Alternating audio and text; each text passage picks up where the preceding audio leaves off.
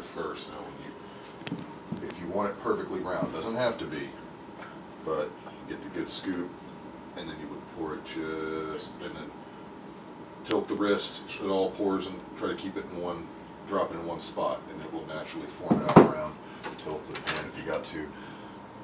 I usually use a slice of butter about like that thick, because if you use enough butter, then you're going to get this little lacy edge down here. I call it a grandma edge, because grandma pancakes, they were always a lot thinner, but they would have that little edge where it's almost fried in butter. And they were thinner because they had to feed a whole lot of grandkids and grandpa all at once, so they were stretched out with a little more milk. But I like a thicker pancake, so that's got, and you want some healthy aspect to it, so it's half and half whole wheat and a lot of flaxseed. But, alright, now it's cooking. We'll pay attention here. Now we got a lot of jemimites here. Jemimites are the little orbiting bits of pancake. Why do you call them jemimites? Well, because it's what it's a sniglet. I didn't come up with that. That was on not necessarily the news in the 80s. Ah. But it's just because they're the orbiting bits of pancake that float around the main pancake, orbit around it. Those are jemimites.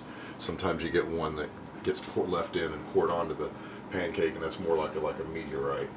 All right. So, but you got to make sure. But anyway, back to the grandma edge there. That tells you whether or not the pancake has soul. If it's just white flour and it's just this perfectly round pancake without that little edge, it doesn't have any soul in it. All right, now we're getting close to flip time.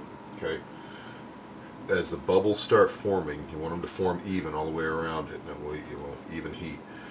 When they start to, bubbles will pop and fill in. But when you start getting them, an even amount of them around it, but where they are not filling in, then we're ready to flip it. Now, some use a spatula. I wrote a whole religion on pancakes, but just like ceremonial magic, once a master has once one has attained mastery, they can abandon the tools, abandon the wand, which is your spatula, and you no longer need it. A real master, true master, won't even need the skillet, but that's rarely attained. All right, there we can see the bacon in the pancake there, and got a couple of jemimite-like meteorites, embedded in the main surface of it. But we got a good even browning of it, like that, all the way around.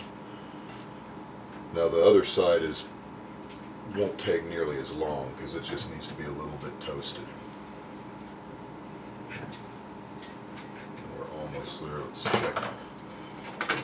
Let's flip it over and see how you flip. You want to dip down. Oop. I think you lost something. What did I lose? We lose a jemimite? Alright. That's almost it's almost browned, and that's about it. That's the secret to a perfect pancake.